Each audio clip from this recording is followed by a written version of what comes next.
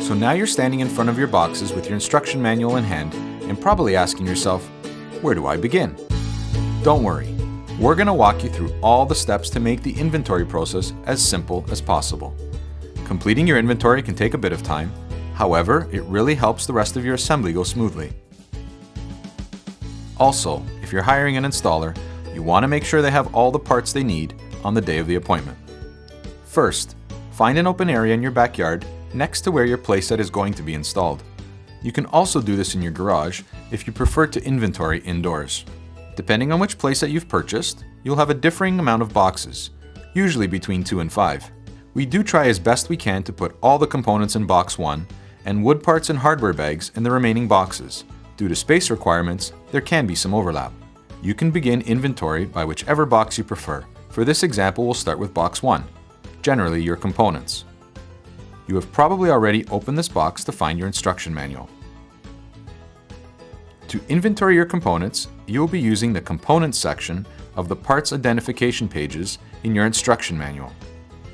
As you take each component piece out of the box, match it to the image on the parts identification page, check it off, and place it in a spot in your yard or garage that is designated for components.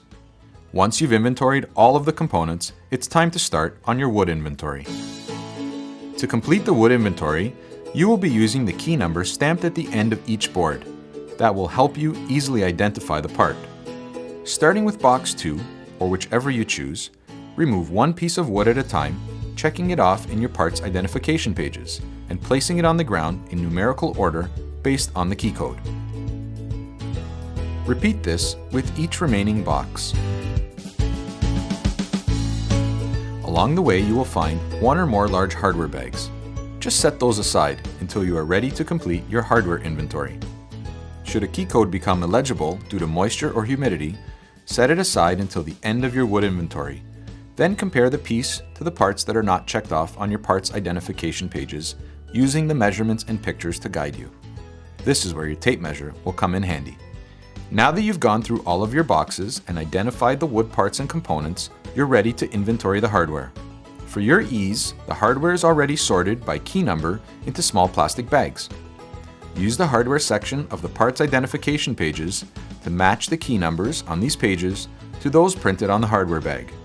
And now, you've completed your inventory. If there's anything missing or damaged, please contact our Consumer Experience team